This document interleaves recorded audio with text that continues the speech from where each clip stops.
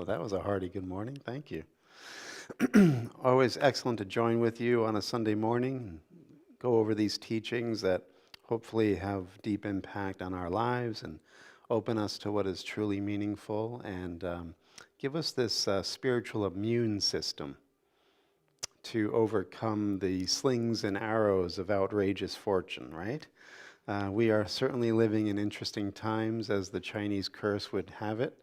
And so we do need a very strong spiritual immune system when we are navigating such turbid waters, right? World events and just the general tenor of the collective consciousness right now is quite unstable, to say the least, with current events being what they are, assassination attempts and things of this nature, a lot of unhinged thinking and actions going on. And so it's really up to the people who choose this higher path to bring in this stability and the sanity in such difficult times. Like, this is one of the things that maybe if you've been on this path for a little while, you feel like you've come in with this purpose, like this mission of sorts, to be a representative of something greater and beyond the crazy mind of ego consciousness, and to anchor that in the hearts and minds of the people that you interact with. And so this is why we do need to, as it says in the Lord's Prayer, have our daily bread, right?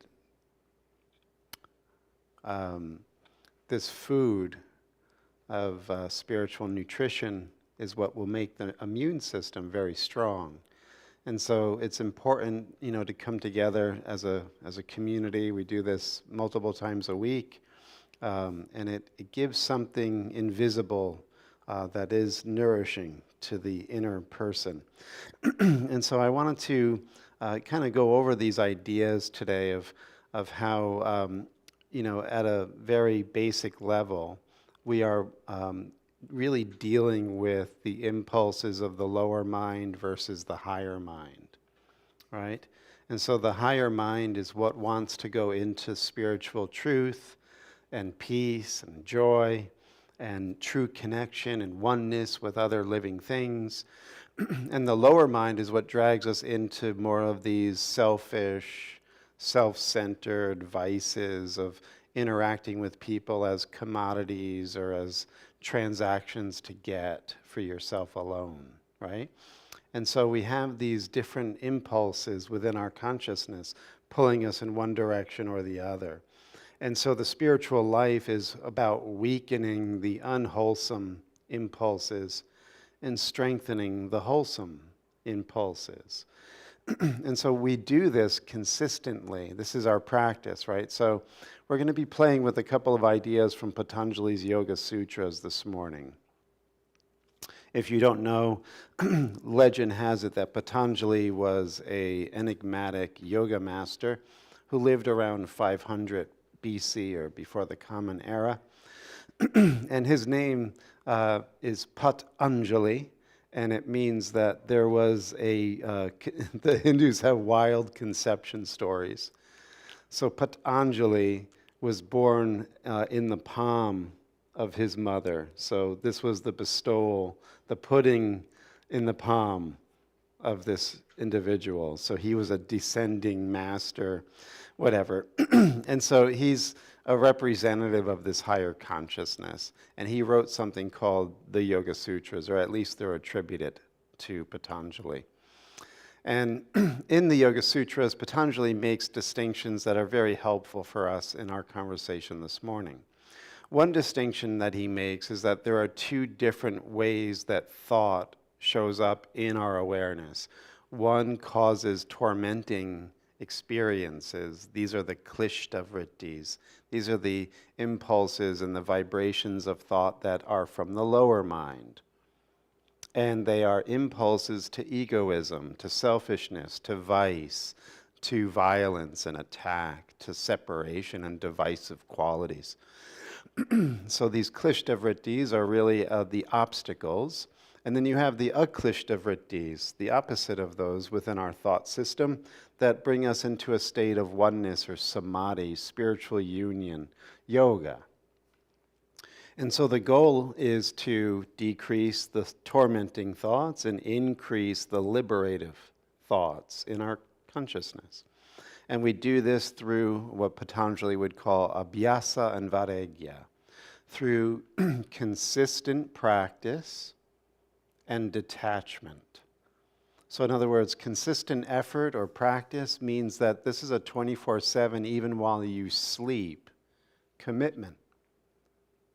And we enter this gradually, right? This is a process. We're not, we don't hit the ground running oftentimes. We're kind of like, do I want to, don't I want to? And eventually we get to taste the spiritual joy and the spiritual truth. And once we have that higher taste, there's more motivation, there's greater desire to really get to work and have consistent effort, right? And the other important part of that was the detachment, or the vairagya. And detachment is crucial because what detachment does within the mind as we cultivate this yogic consciousness, this spiritual consciousness, is that the tormenting thoughts are always based within lust and desire or anger and aversion. So it's like we like something a lot or a little bit and we're attached to it, or we really reject it and we don't want it and we hate it and we attack it. And that's how the lower mind works, right? We saw it showing up when we were 2. I like, I don't like, mine. And so these impulses have to be seen for what they are. They are traps and causes of future pain, as Patanjali would like to say. So that when you act selfishly, even for good reasons, you're setting up future pain. Because in this system of higher consciousness, it's always well known that this cause and effect or karmic cycle is always in play. So whatever you're doing in thought, speech, or action will reverberate upon you. The world, your relationships are really very sophisticated feedback mechanisms. And so what you're giving, you're getting. And that's what you're really interacting with, are your own thoughts, speech, and action being returned to you. So that's why it's really important to have this detachment.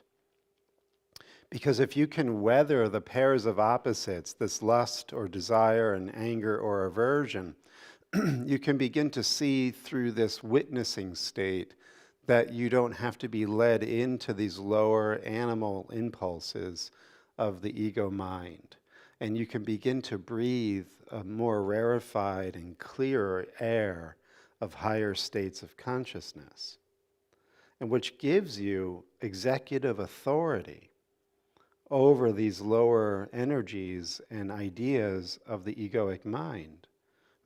Like we've been saying in that parable in the New Testament, when Jesus wakes up within the boat and he says to the waves and the wind, "Peace, be still," that is a beautiful metaphor of what we're talking about here. That when you awaken as the Christ mind or the illuminated mind, your lower impulses and desires will be tamed. They won't enslave you. You will be the master of them. Krishna says in the Bhagavad Gita that the mind is the best friend of the self, or the mind is the worst enemy the self ever had. If you can't control and tame your mind, it will rule over you, and it will dictate to you all of these lower impulses for self and sense gratification, promising you everything and giving you nothing. Right? The seeking and never finding idea that the Course brings out about the ego. You'll never attain true happiness, true peace, if you're following your base instincts and your lower desires. It just won't happen. And then we get very upset about that, and we thicken the bars of our prison by turning to more intense means of sense gratification oftentimes. Drink more, indulge more, spend more, and we bankrupt ourselves. And we toxify ourselves. So it's very important to have this cultivation of detachment, because detachment will lead to freedom. And so this is what we want to focus on today, especially and finally with Patanjali's three main processes of attaining this yogic or liberated state. And that is a sense of self-discipline, tapas. Tapas is a Sanskrit word that really means to heat up, to burn, to purify. And then the second prong is swadhyaya, which is self-study, deep reflection, meditating on a sound vibration like Om, or the Jesus prayer, or the rosary, or whatever mantric quality you might find attunement with. Deep self-reflection, deep spiritual study, self-inquiry, really beginning to look at how the personality operates and what triggers you and what upsets you and where you are and the relationships that you have, like really deep introspection, rigorous swadhyaya. And as these two, the discipline and purification and the deep self-study, begin to cook and mature in you, Ishvara Pranidhana is Patanjali's third and final experience for the yogi, for the self-liberating person. And that is devotion to God, Ishvara. Ishvara is God. And Pranidhana is devotion or self-surrender. And what that does is something extraordinary. As you purify your mind and you train your mind in deep states of self-inquiry and self-reflection and get to know how you tick, and also bring your mind more and more into a one-pointed state, then you enter into the communion or the yoga with Ishvara, with the Supreme Being at the heart of your very nature. And what you'll realize, says Patanjali and all these great mystics, is that God will then do all works through you. It's actually God's energy, God's actions that are occurring right now, but because we're so taken by the impulses of our lower mind and our selfishness, we don't see it that way. It doesn't appear that way. And we fight against reality. But when we begin to harmonize with this frequency of God consciousness, we begin to feel this moving through us and in us and as us. And then we begin to recognize the God consciousness frequency in all things that are occurring. We look for it. We are determined to see it. Right? So we're always getting what we're giving. This never ends. So when we wake up to knowing that all we want is to have God show up as ourself, our true nature, we will see that coming back to us in all of our relationships and life experiences. And so this is the process. We looked at it last week in terms of the Western mystical tradition, which, much like Patanjali's three-part division that we just looked at, you have purification in the Western mystical tradition, purification, illumination, and union. Same idea. Tapas, swadhyaya, Ishvara Pranidhana. Tapas, purification. Swadhyaya, illuminating the mind. Ishvara Pranidhana, union with God. These are the steps. And what is beautiful about this is it's experiential.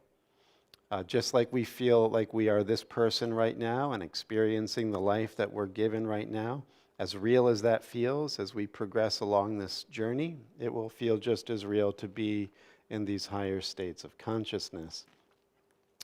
And so I wanted to focus a little bit on the mystical tradition from the West. This is probably familiar to you.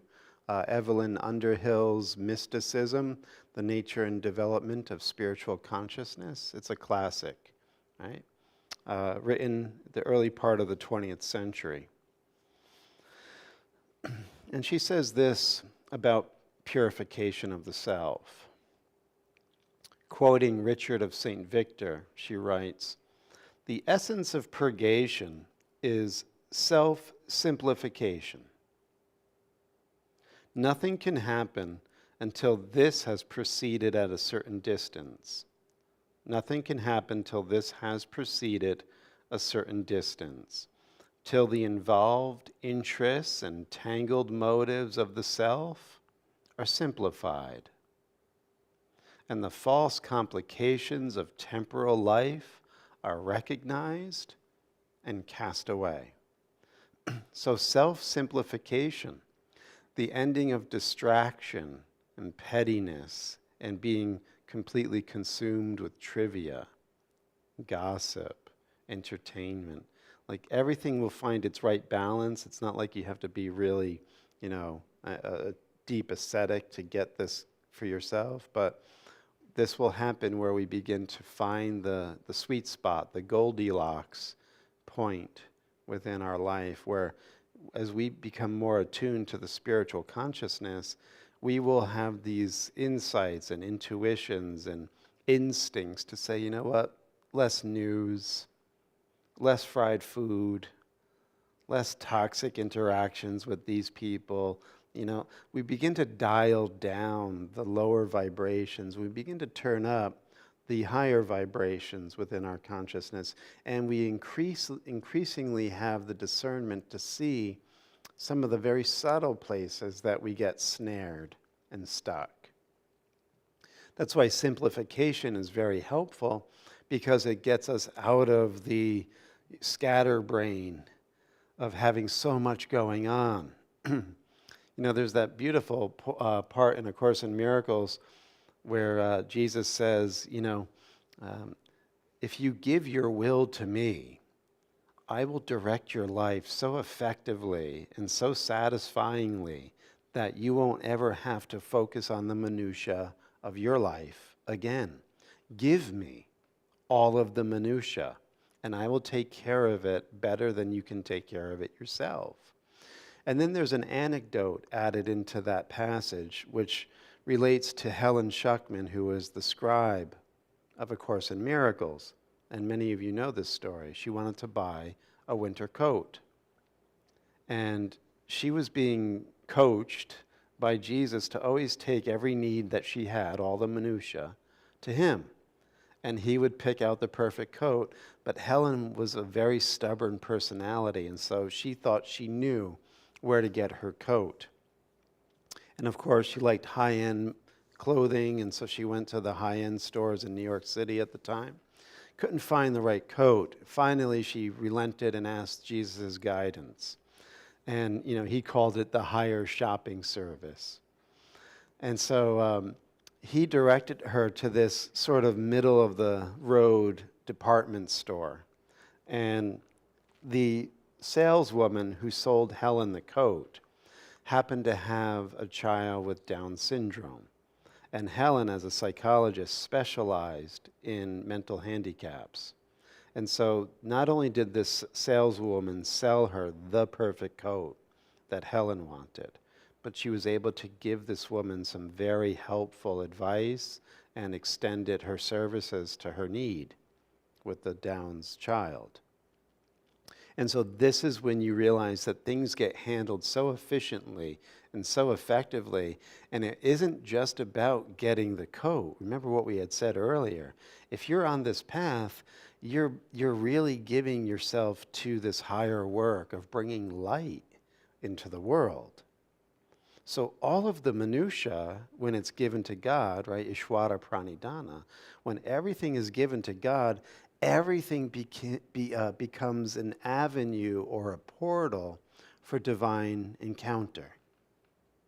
Everything. And that can become quite amazing when you realize everything can get so finely tuned that God is showing up inside and outside continuously to reassure you you're not alone. You don't walk this path alone. Again, in A Course in Miracles, he says, once you have this higher taste of union with God operating in the here and now of your life, you'll never want to go back to living as the separate ego. It just won't feel the same to you anymore. He says it's like once you fly on the back of an eagle, you'll never want to go fly on the back of a sparrow again. The sense of power and exaltation and elation and inner safety is unmatched with anything in the world. That's why the desires of the lower mind easily are overcome, because the opening of the mind to the spiritual power brings the ananda, the bliss, the satisfaction, the contentment that the lower mind is looking for but can never find. So that's why in the beginning it's a tug of war, because we're so conditioned to be hypnotized by the animal instincts, that this is where I have to find my peace and my joy and my satisfaction.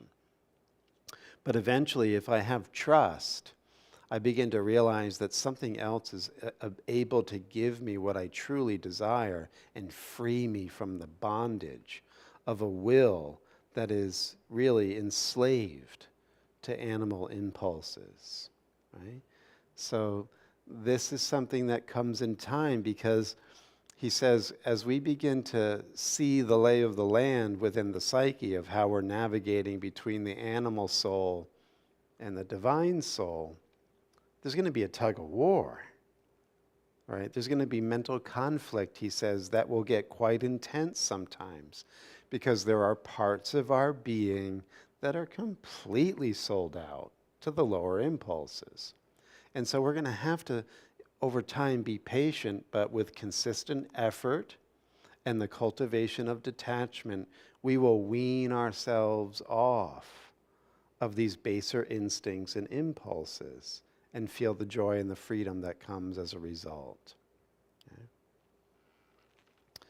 So a little bit more here from Evelyn Underhill.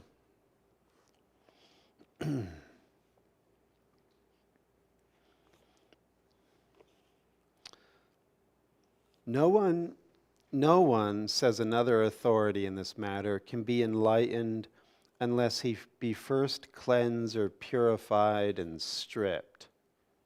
Purgation, which is the remaking of character in conformity with perceived reality, consists in these two essential acts. First, the cleansing of that which is to remain, and second, the stripping of that which is to be done away. So he says the same thing in A Course in Miracles. The Holy Spirit, when you invite him into your mind, begins to sort out in your mind the parts of your thinking and believing that can be purified and elevated into the light, that at the source of that thought or belief, there is the wanting, the idea of joining, the idea of being in truth, the idea of love and connection, right? So these kinds of thoughts can be elevated.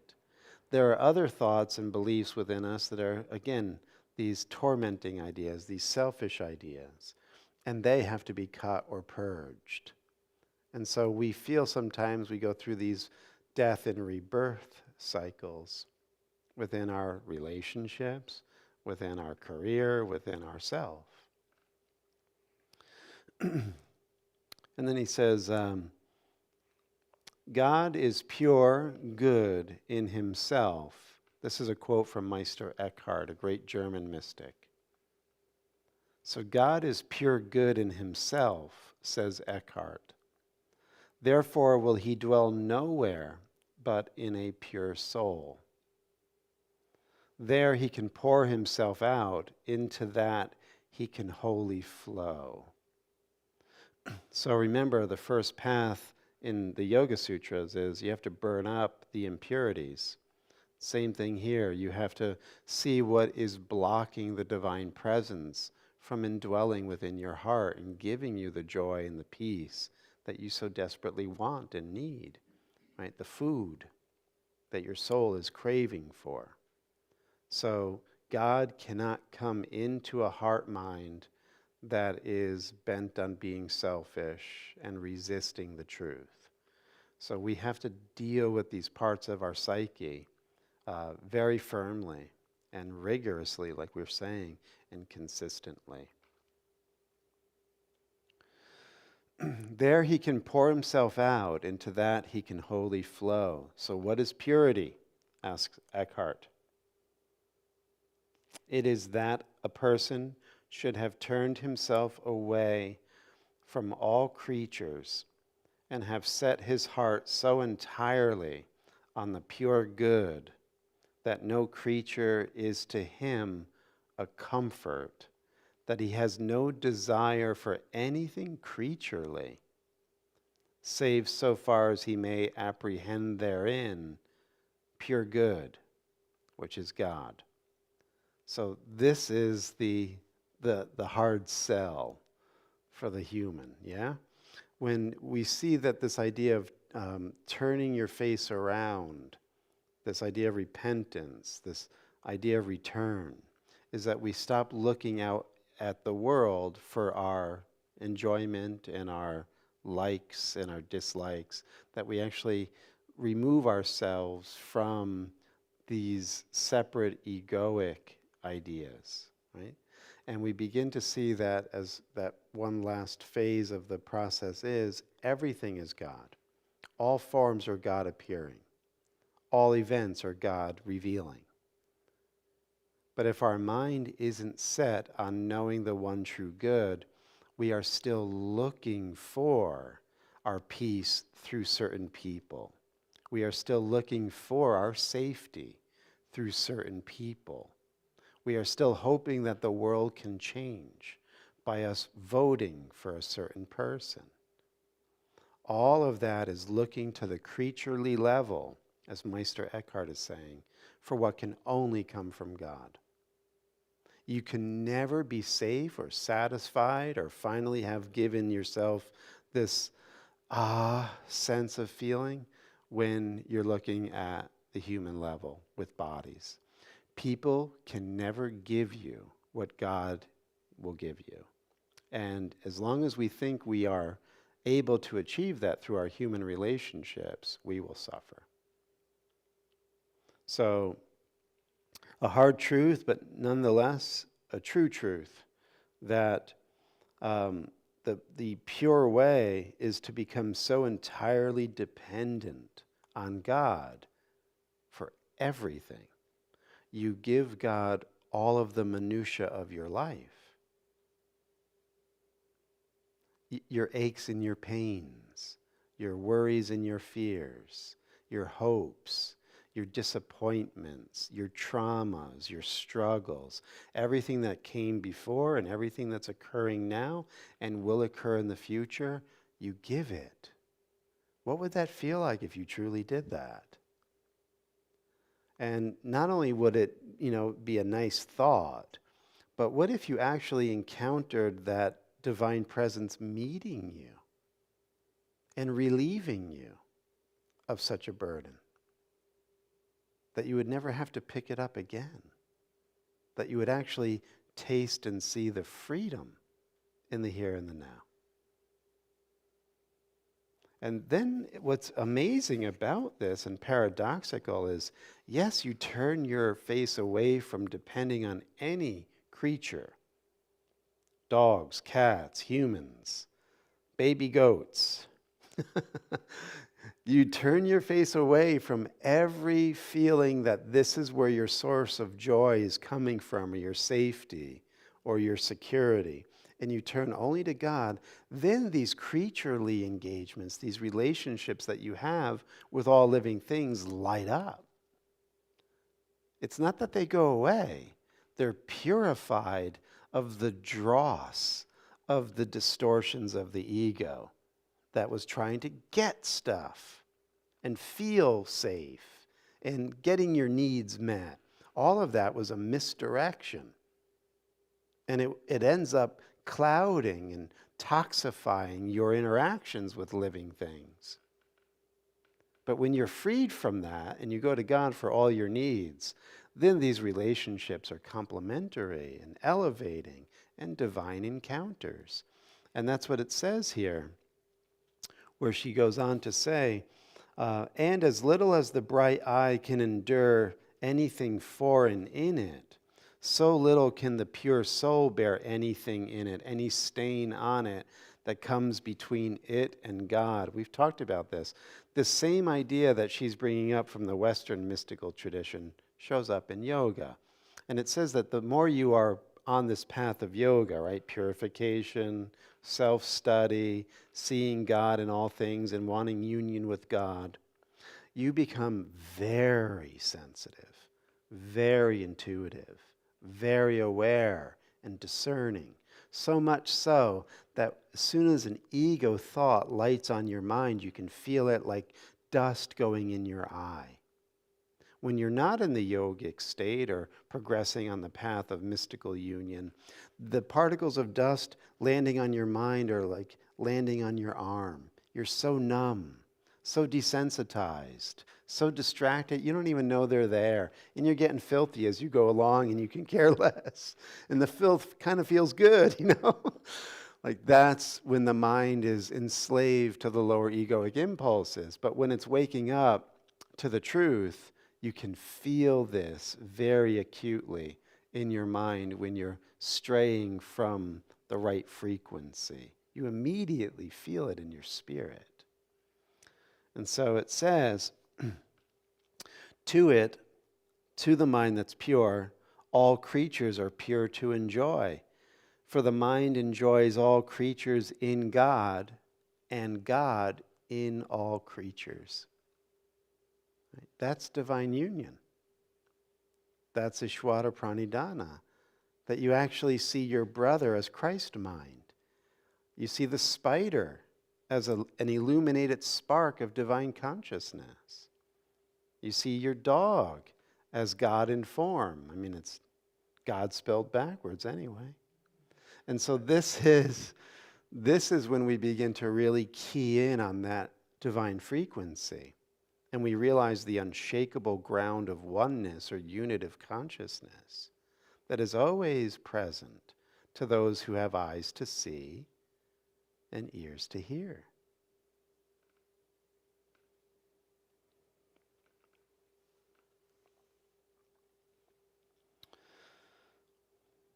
So there's a little bit more here we can look at from Evelyn Underhill. How then is this contradiction to be resolved, that the mystic who has declared the fundamental necessity of leaving all creatures, yet finds them pure joy?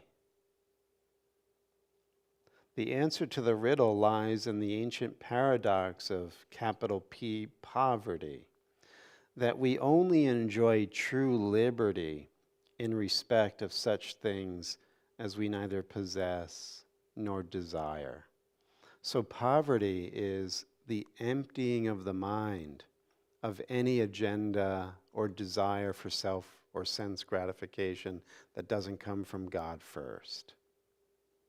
So you've taken the hook out of your nose that the ego had in it and was leading you around with these lower desires and these animal instincts and impulses.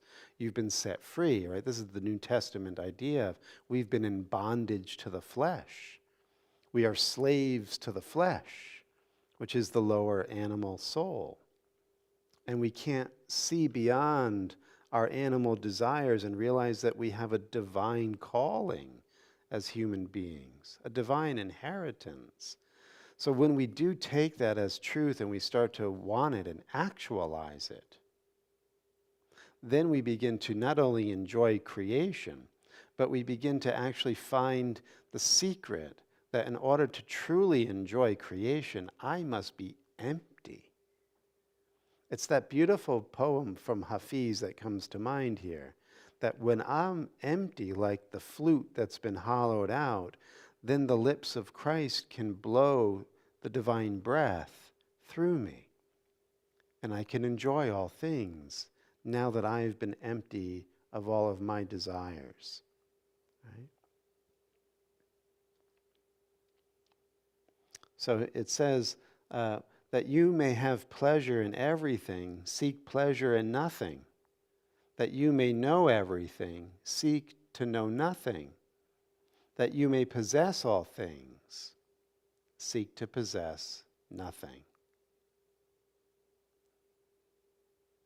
That you may, in detachment, the spirit finds quiet and repose For desiring nothing, nothing wearies it by elation, and nothing oppresses it by dejection, because it stands in the center of its own humility. It knows it's an instrument of the divine. The ego thinks it's the boss, that it can call the shots and live its own life according to its self-will. That's a delusion. When our minds have been made right by sanity, we realize that we are an instrument of the divine and an instrument for the Spirit. And by owning nothing and having no agenda, we can then open ourselves to everything and be given this divine plan of true satisfaction. Now, I'm not trying to sound like a salesman here. It just seems to me to be the path that makes the most sense, right? And then finally, it says here in the last part, it is not love but lust, the possessive case, the very food of selfhood, which poisons the relation between the self and the external world and immediately fatigues the soul. So when we have lust instead of this unconditional spiritual love, we're misusing the world. We're misusing our relationships. And remember, we're going to have feedback. What you give, you will see. What we often don't do because we're not in swadhyaya or self-reflection and rigorous self-inquiry is that we think these people who seemingly appear out of nowhere, who have been nuisances for decades, they always want something. They're always needy. They're always trying to get something from me. They're always trying to take advantage of me. Why are these people showing up in my life? Well, if I did rigorous self-introspection, I would realize I'm trying to make these transactional relationships myself. I'm trying to take and get for me because I need stuff. And I can't go to my source for that. I got to do this on my own. So whatever I have at my availability to manipulate, to maneuver, and to coax people into doing what I want them to do, I'll do it. Hopefully, I'll get my needs met. That's living at the lustful level. And you're going to have your reflections showing up that will annoy and torment you, right? Because these are the aklishta vritti, or rather the klishta vrittis. These are the tormenting thoughts. Is this making sense? So, a little bit here. Every person in whom the mystical instinct awakes soon discovers in him or herself certain tastes or qualities which interrupt the development of that instinct, the instinct to join with your divine nature. Often these tastes and qualities are legitimate enough upon their own plane, but they are a drain upon the energy of the self, preventing her from attaining that intenser life for which she was made and which demands her undivided zest. So, on their own plane, these desires are normal, they're natural, they're ordinary. But if you want more in your life, if you're here listening to this, there's an impulse in you that's awakened already, pulling you up into your divine nature. These parts of the mind that still think, I can live this ordinary life unexamined. I can still indulge all of my creaturely lusts and try to get things from other people because of my selfish needs. That eventually is going to cause so much pain in your life, you're either going to jettison the spiritual path or you're going to have to jettison indulging the lower senses as you do. On their own plane, in an ordinary person's life, no problem. But if you want more than the ordinary, than the little, it's a problem.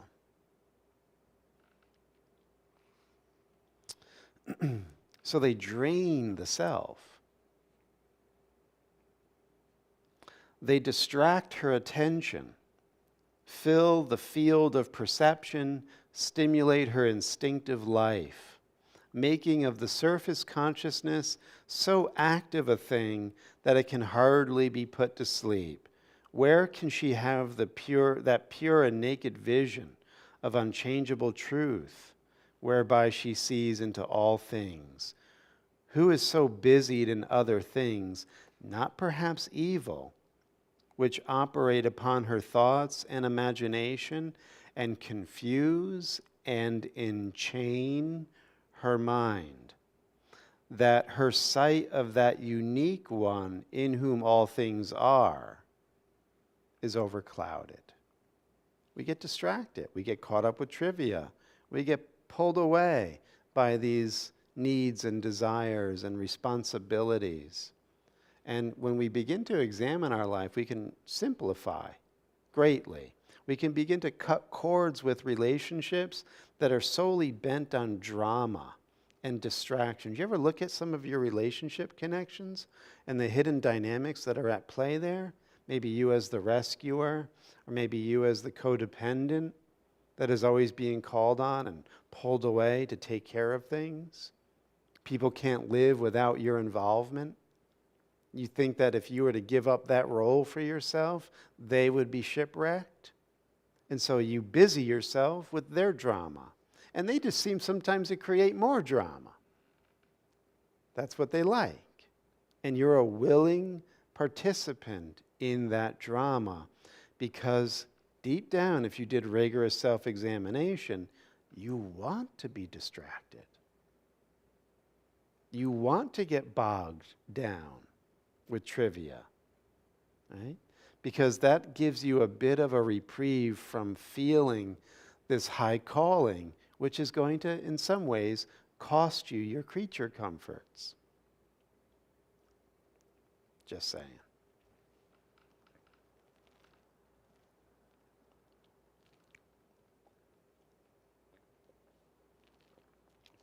So simplify, purify, and self-introspection. Right? Can't get more basic than this. Right? And profound impact on your life.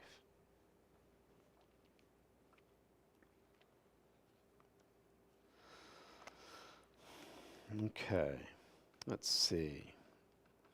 Let's go with the New Testament first, and then we'll finish with the Urantia book.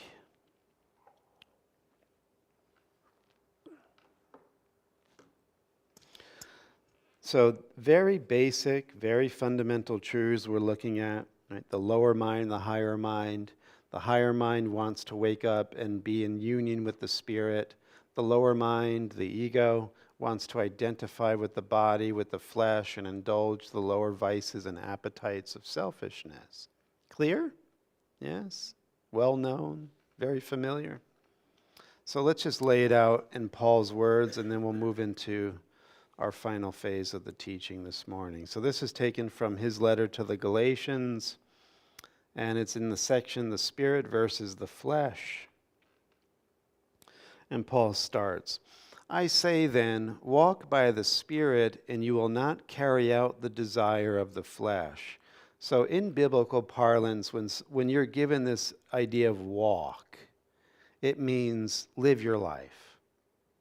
Live every moment of your life with the knowledge that the Spirit is the center of reality and not the body. The body is not the center of reality. The Spirit is the source and center of all things. Live that way. If you're not living that way, we would then have delusion as our center, because the body isn't the source and center of all things.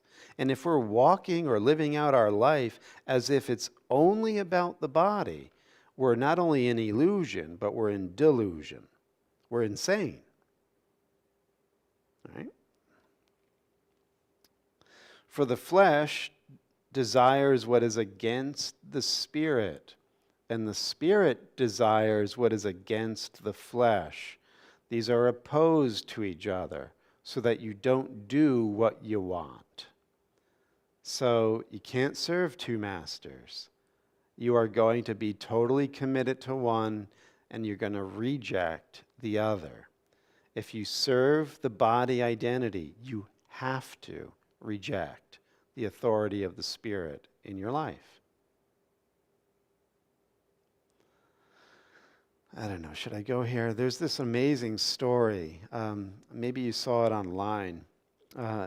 He was a former gang member in Chicago. And he was in gangs from when he was an early teen. Grew up in the projects and lived the gangster lifestyle and loved it, indulged it. And then he said there was this guy following him. And, he was getting ready to go out to the club that night, so they always got a new outfit, him and his friend, when they were to go to the club. And everywhere they went on their errands, this guy is following them.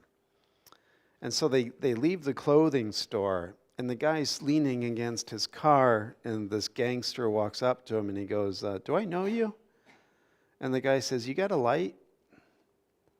And so when the gangster went to light his cigarette, he heard pop, pop, and he fell back, and he was shot in the abdomen twice.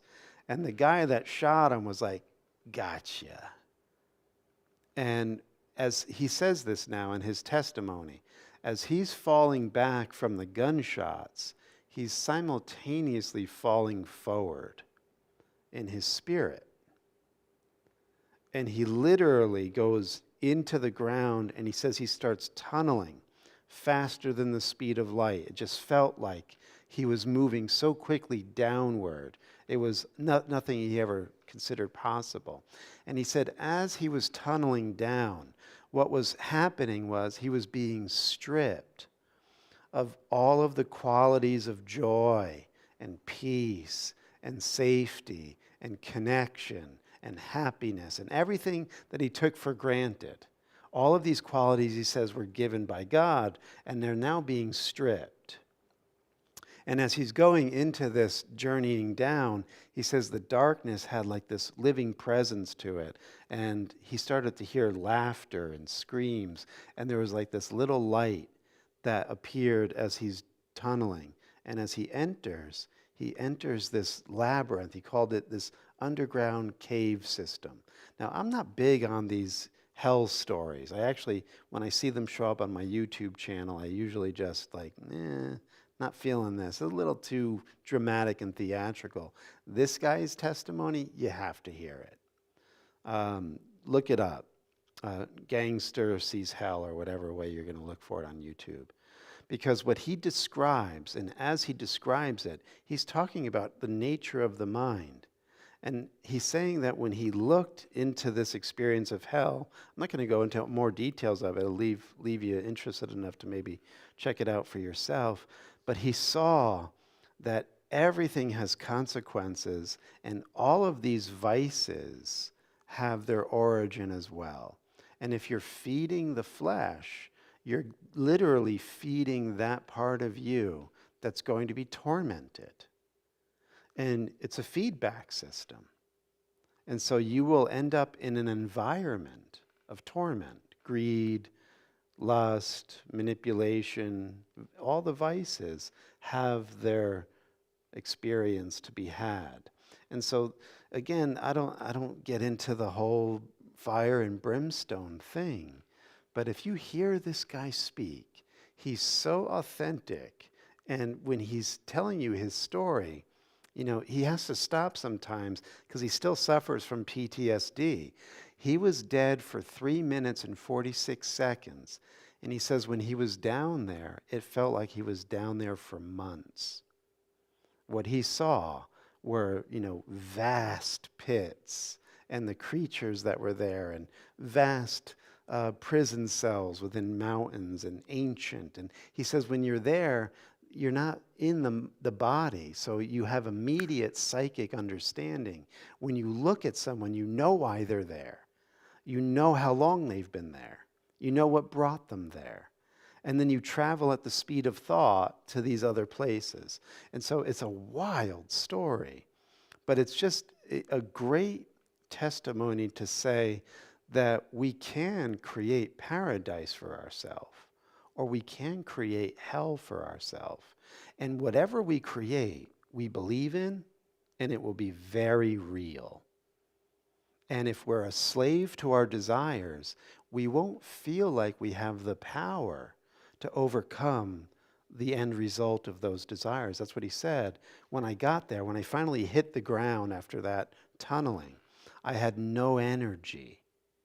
It was like I couldn't even stand up, and I had no hope. And these creatures that were there were very strong, and they would just, do things to you beyond your control or willpower. And it's the same idea. These desires, they take your willpower. They enslave you. So again, this is all part of the rigorous introspection. He's coming from a Christian point of view, but hell shows up in Buddhism, hell shows up in Hinduism, hell shows up in Taoism. This is a cross-cultural experience. What is that? Some effects. It's a little squirrel, I think. Oh, it's an iguana. So anyway, just to put a topper on this, remember the Buddha's great enlightenment experience, he had to purify his mind. And when he did, he had to look at the impulses of desire and lust and anger, right? Mara is the Buddhist devil. And according to the legend of Siddhartha Gautama, Mara came for the Buddha because the Buddha was determined to wake up. And when you're determined to wake up, these lower impulses have to be seen clearly through for what they are. And the Buddha overcame them. And that is a, inspiration for all of us. Just like, Jesus was tempted in the desert and had to overcome the Christian Mara, or Satan, right? So it says in the New Testament, remember, the spirit desires what is contrary to the flesh. They're opposed to each other so that you don't do what you want. But if you're led by the spirit, you're not under the dominion of the lower mind, right? You have power and control over it. You're a master. Now, the works of the flesh are obvious: sexual immorality, moral impurity, promiscuity, idolatry, sorcery, hatreds, strife, jealousy, outbursts of anger, selfish ambitions, dissensions, factions, right? That's like really wanting a certain political party and hating the other. Those are factions. Envy, drunkenness, carousing, and anything similar. I tell you about these things in advance, as I told you before, that those who practice such things will not inherit the kingdom of God. You're going to block your own way. But the fruit of the Spirit is love, joy, peace, patience, kindness, goodness, faith, gentleness, self-control. Against such things there is no law. Right? You overcome limitation. So I say only to hopefully encourage your continued practice and your effort to purify yourself and to find these parts of the self that are out of alignment with your true calling. Right? I would be giving you a disservice if we just came here and we all shared about how great everything is and, how God loves us. That's true. But we want to transform. We want to override this insane world and overcome this dark age. And we can only do that by purifying ourselves, illuminating our mind, and having God see to all of our minutiae. Okay? All right. Blue bag's going to go around.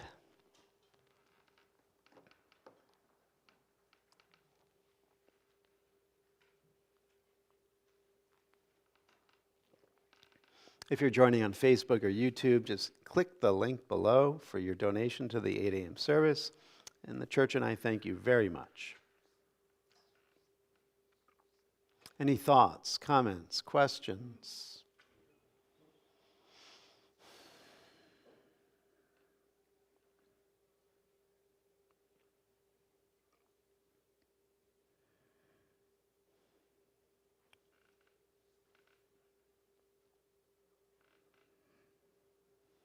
Honey? Curious about the gangster. Yeah. Did he, I mean, we know what happened to him and what he was thinking and that he died for a few minutes. Did he feel a great transformation after that, or did they discuss it? Eventually, he said when he came back, he turned to the bottle and tried to numb himself, tried to do things to get over the trauma of the event. Eventually, he gave his life to God. Yeah. Bless the offering. You could do it from a distance, it's okay. Charging it with the intention to bring light and truth to all beings, no matter what form that energy takes. And so it is. Amen. All right, let's rise and seal the deal.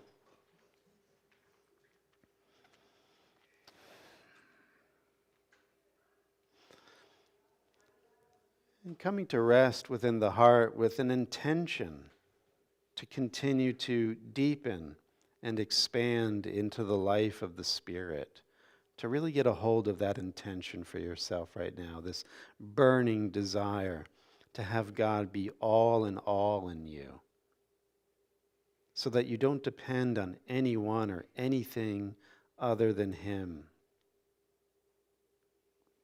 And when this begins to really take effect, we will experience the light of God surrounds us.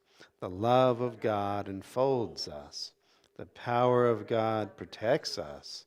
And the presence of God watches over us. Wherever we are, God is. Amen. Have a beautiful day, everybody. Thank you so much.